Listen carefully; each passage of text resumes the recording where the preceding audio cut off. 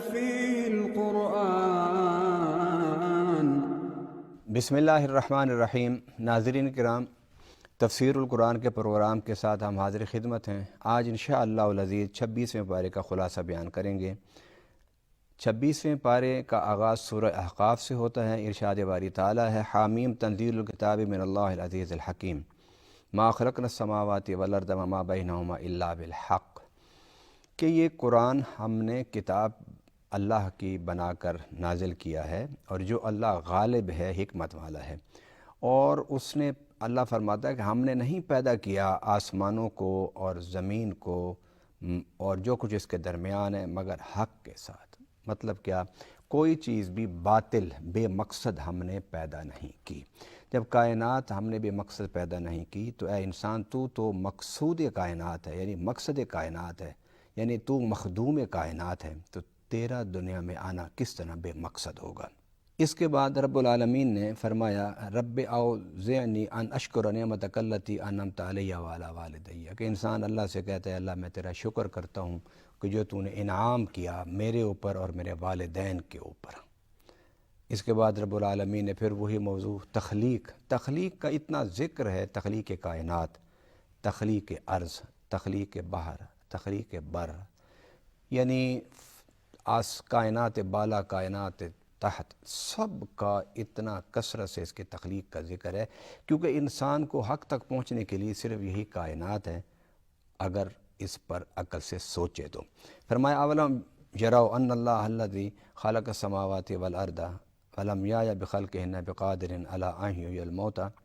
فرمایا کہ اتنی بڑی کائنات ہم نے پیدا کی، آسمان پیدا کیے، زمین پیدا کیے. آج اس سائنسی دور میں اگر آپ آسمان بالا کے بارے میں علم حاصل کرنا چاہیں، پڑھنا چاہیں، تو اربوں کھربوں مطلب ہے کہ سیارے موجود ہیں. ایک سولر سسٹم نے کائنات میں کروڑوں سولر سسٹم ہیں. اتنی بڑی کائنات جس نے بنائی ہے وہ اس وقت نہیں تھکا. اللہ کہتا ہے میں اس وقت نہیں تھکا. تو اب انسان تجھے مرنے کے بعد دوبارہ اٹھانے پر میں تھک جاؤں گا؟ کیسی تیری سوچ ہے؟ ذرا سوچ تو صحیح. اتنی بڑی کائنات بنا کر میں نہیں تھکا تو تجھے مارنے کے بعد دوبارہ نہیں اٹھا سکتا میں کہ میں تھک جاؤں گا یا نعوذ باللہ میں عاجز آ جاؤں گا؟ بس اپنے ذہن سے یہ فطور نکال دے کہ تو نے مرنے کے بعد نہیں اٹھنا. کیونکہ جب یہ تو بٹھا لیتا ہے نا تو پھر تو اپنے آپ کو یہ سمجھتا ہے کہ میں نے اٹھنا نہیں تو میرا حساب کہاں سے ہوگا، لہذا جو کچھ چاہوں میں اس دنیا میں کر لوں. اس کے بعد رب العالمین نے نبی پاک صلی اللہ علیہ وسلم کو مخاطب فرمایا فاصبر کما صبر اولو العزم من الرسل ولا تستعجل لهم. اے پیارے نبی صلی اللہ علیہ وسلم، اے میرے پیارے حبیب صلی اللہ علیہ وسلم، ذرا اپنے سے پہلے انبیاء کرام کے حالات کو دیکھو، اولو العزم پیغمبروں کو دیکھو کہ کن کن مراحل سے وہ گزرے. حضرت ابراہیم کو دیکھو، حضرت موسیٰ کو دیکھو، حضرت عیسیٰ کو دیکھو. یہ کن کن مراحل سے گزرے، کتنے مشکل کٹھن مراحل سے گزرے، مگر صبر کیا. آپ بھی ان کو دیکھتے ہوئے صبر کے راستے پر رہیے اور جلدی نہ کیجیے. ہمارے ہاں ہر چیز کا نتیجہ پیدا کرنے کا ایک وقت ہوتا ہے. اس کے بعد سورہ محمد، یہ مدنی صورت ہے. اس صورت کا نام سورہ محمد ہے. اس کا نزول ہوتا ہے. فرمایا: الذین کفروا وصدوا عن سبیل اللہ اضل اعمالهم والذین آمنوا وعملوا الصالحات وآمنوا بما نزل علی محمد صلی اللہ علیہ وسلم. فرمایا کہ وہ لوگ جو اللہ کے راستے سے روکتے ہیں، لوگوں کو گمراہ کرتے ہیں، وہی تو کافر ہیں. اور ایمان لاؤ، عمل صالح کرو، اور ایمان لاؤ پہلی کتابوں پر، اور ایمان لاؤ محمد صلی اللہ علیہ وسلم پر. اللہ تعالیٰ تمہارے گناہوں کو معاف کر دے گا. اس کے بعد رب العالمین نے فرمایا کہ زندگی ایسے نہ گزارو جس طرح جانور زندگی گزارتے ہیں، کھایا پیا اور چلا گیا. والذین کفروا یتمتعون ویأکلون کما تأکل الانعام والنار مثوی لہم. کہ اس طرح نہ زندگی گزارو تم جس طرح کے کافر زندگی گزارتے ہیں، کھاتے ہیں، پیتے ہیں، لطف اندوز ہوتے ہیں اور آگے چلے جاتے ہیں. مومن کی زندگی کا ایک مقصد ہے، دنیا میں آنے کا ایک مقصد ہے، دنیا میں رہنے کا ایک مقصد ہے. اس مقصد کو پہچانو، اور وہ مقصد کیا ہے؟ اللہ کی معرفت ہے، اللہ کی پہچان ہے. اس سورہ محمد کا اختتام جس عظیم پیغام پر ہوتا ہے اس کو سمجھنے کی ضرورت ہے. اس میں جنگ کے حوالے سے کچھ اصول بھی بیان فرمائے گئے، قتال کے حوالے سے کچھ ضابطے بھی بیان فرمائے گئے. اس کے بعد آخر میں رب العالمین نے فرمایا: ہاں انتم ہؤلاء تدعون لتنفقوا فی سبیل اللہ فمنکم من یبخل ومن یبخل فانما یبخل عن نفسہ. فرمایا کہ انفاق کرو، خرچ کرو. یہ پیسہ رکنے والا نہیں ہے. جس طرح زندگی نہیں رکتی، نہ وقت نہیں رکتا، یہ پیسہ بھی نہیں رکتا. تم اسے جتنا بھی جوڑنے کی کوشش کرو نہیں جڑے گا۔ اور پھر مزے کی بات ہے، اگر پیسہ جوڑ لو گے تب بھی سکون نہیں، اور اگر پیسہ ضائع ہو جائے تب بھی سکون نہیں۔ تو ضائع ہونے سے پیسے کو بچاؤ۔ وہ کس طرح بچاؤ ضائع ہونے سے؟ کہ اس کو اللہ کے راستے میں خرچ کرو۔ جب اللہ کے راستے میں اسے خرچ کرو گے تو رب العالمین کا وعدہ ہے کہ میں تمہیں 10 گنا دوں گا، پھر فرمایا 2700 گنا دوں گا۔ تو کیوں نہیں اللہ کے ساتھ انویسٹمنٹ کر لیتے؟ دنیا سے تو جانا ہی جانا ہے۔ بڑے بڑے بادشاہ دنیا سے جائے، ان کے کفن کو جیبیں نہیں ہوتی، تو کھاؤ پیو کھلاؤ مخلوق کو، بچوں کی تعلیم تربیت اس کے پر خرچ کرو، اور دنیا سے جاؤ گے تو یہ سارا اجر کے طور پر اللہ تو آپ لوگوں کو لوٹا دے گا۔ اس کے بعد سورہ فتح کا آغاز ہوتا ہے، فرمایا انا فتحنا لک فتحا مبینا۔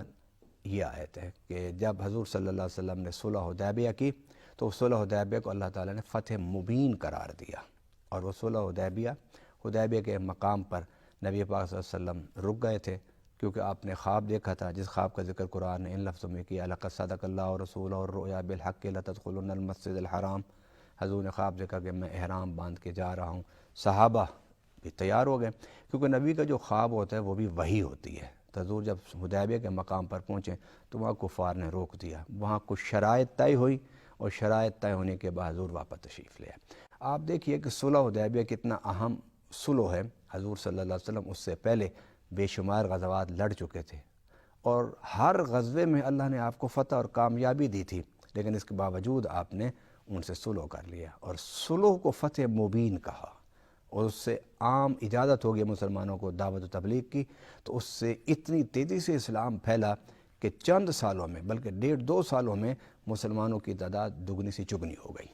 تو وہ خواب نبی پاک صلی اللہ علیہ وسلم نے دیکھا تھا، آپ نے وہاں احرام حدیبیہ میں کھول دیا، پھر اگلے سال یعنی کچھ وقت ٹھہر کے پھر حضور صلی اللہ علیہ وسلم تشریف لے گئے، عمرہ کیا آپ نے، اور پھر اسی خواب کے بعد فرمایا گیا، هو الذی ارسل رسولہ بالہدی ودین الحق لیظہرہ علی الدین کلہ۔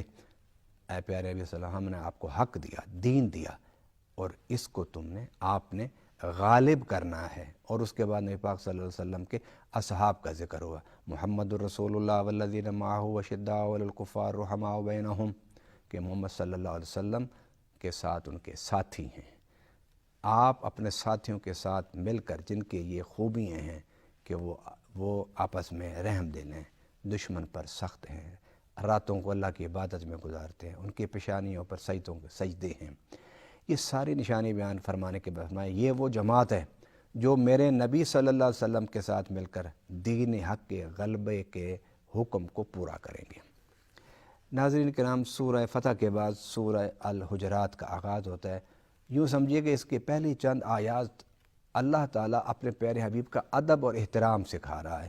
فرمایا یا ایھا الذین آمنوا لا تقدموا بین یدی اللہ ورسولہ، اے ایمان والو جب نبی کے ساتھ بیٹھو، نبی کے ساتھ چلو تو آگے نہ بڑھو۔ آگے بڑھنے سے ایک تو چلنے اور بیٹھنے میں بھی ہو گیا، دوسرے کہ بولنے پر بھی، کہ جب میرا حبیب بات کر رہا ہو تو آگے بڑھ کے بات نہ کرو، ان کی بات کو توجہ سے سنا کرو۔ پھر اس کے بعد فرمایا یا ایھا الذین آمنوا لا ترفعوا اصواتکم فوق صوت النبی، میرے نبی کی آواز پر آواز کو بلند نہ کیا کرو، دھیمی آواز، دھیما لہجہ رکھ کے میرے نبی کی بارگاہ میں بات کیا کرو۔ پھر فرمایا ان الذین یغضون اصواتهم عند رسول اللہ، کہ جو رسول اللہ کی بارگاہ میں بیٹھ کے دھیمی آواز میں باتیں کرتے ہیں وہی تو اللہ کو بہت پسند ہیں، وہی تو کامیاب ہیں، وہی تو اہل جنت ہیں۔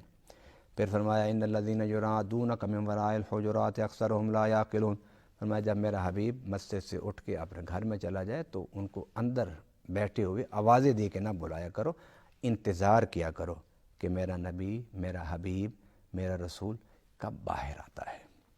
اس کے بعد اسی صورت الحجرات میں غیبت کی مذمت کی گئی، غیبت نہ کیا کرو، برے القاب سے دوسرے کو یاد نہ کیا کرو۔ اسی صورت میں پھر ایمان اور اسلام کی بنیاد پر جو اخوت دینیہ ہے اس کا ذکر کیا گیا، انما المؤمنون اخوہ، کہ مومن ایک دوسرے کے بھائی ہیں۔ اس سورۃ الحجرات میں رب العالمین نے فرمایا یا ایھا الناس انا خلقناکم من ذکر و انثی وجعلناکم شعوبا وقبائل لتعارفوا ان اکرمکم عند اللہ اتقاکم، کہ اللہ تعالیٰ نے تمہیں ایک مرد سے اور ایک عورت سے پیدا کیا، اور پھر تمہارے قبیلے بن گئے، برادریاں بن گئے، خاندان بن گئے۔ فرمایا یہ سب چیزیں تمہارے لیے معرفت کا ذریعہ ہیں، پہچان کے لیے ہم نے بنائے ہیں، تفاخر کے لیے نہیں ہے کہ میرا فلاں قبیلہ، تیرا فلاں قبیلہ، میرا قبیلہ اوپر، تیرا قبیلہ نیچے، تیرا خاندان نیچے، میرا خاندان بہت اوپر۔ فرمایا یہ خاندان اور قبیلے اس طرح لتعارفوا، پہچان کے لیے ہیں۔ بہتری کا معیار صرف تقوی ہے۔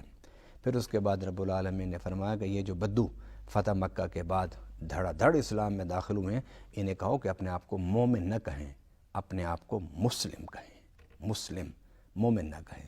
ایمان جب دل میں داخل ہوگا تو پھر اپنے آپ کو مومن کہیں۔ ابھی انہوں نے کلمہ پڑھا ہے لا الہ الا اللہ محمد رسول اللہ، تو یہ مسلمان ہو گئے۔ مومن بننے کے لیے آزمائشیں ہوتی ہیں، مومن بننے کے لیے امتحان ہوتے ہیں۔ جب تم ان امتحانوں سے گزرو گے تو پھر اپنے آپ کو مومن کہنا۔ پھر اس کے بعد سورہ قاف کا آغاز ہوتا ہے۔ یہ سورت بھی مکی ہے۔ اس سورت میں بھی رب العالمین نے اسی مکی صورتوں میں ہمیشہ